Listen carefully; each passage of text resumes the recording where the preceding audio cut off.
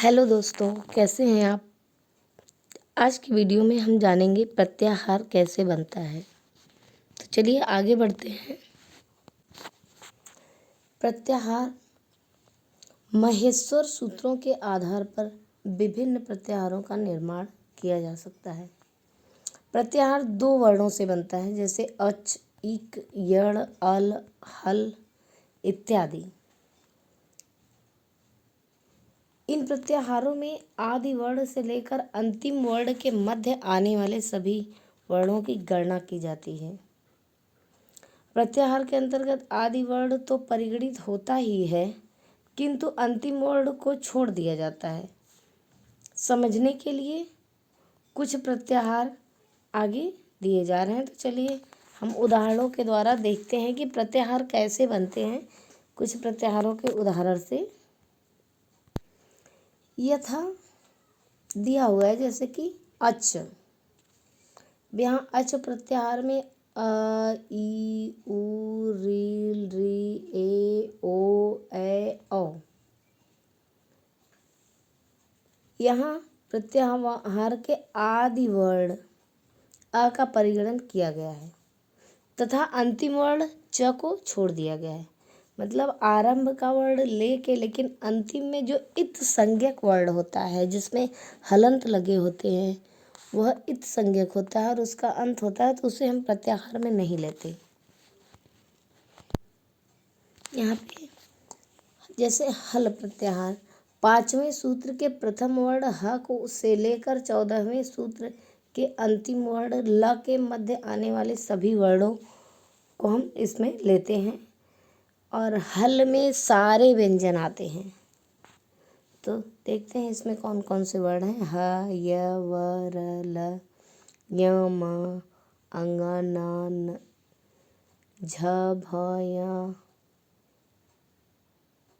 घ, ढ, ध, ज, ब, ग, ड़, द, ख, फ, छ, ठ, थ, च, ट, त, क, प, स, ख, स। मतलब हम यहाँ पे सारे व्यंजनों को हल प्रत्याहार में लेते हैं। मतलब हल प्रत्याहार के अंतर्गत सारे व्यंजन आ जाते हैं।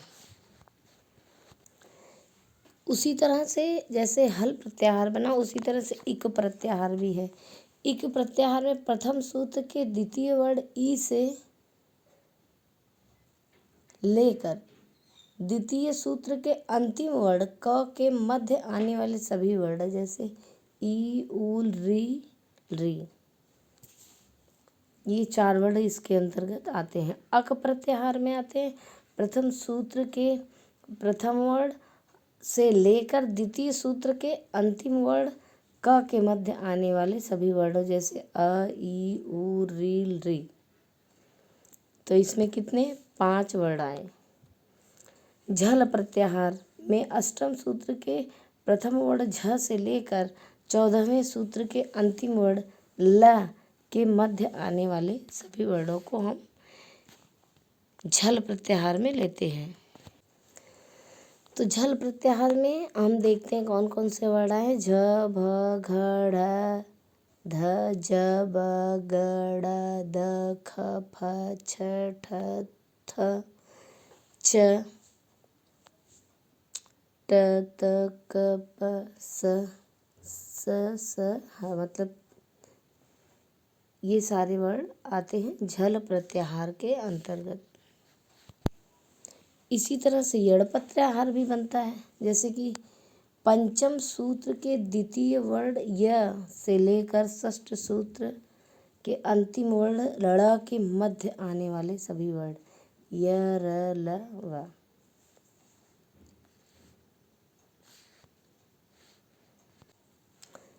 और हमें संधि के नियमों को समझने के लिए प्रत्याहार का ज्ञान बहुत आवश्यक है।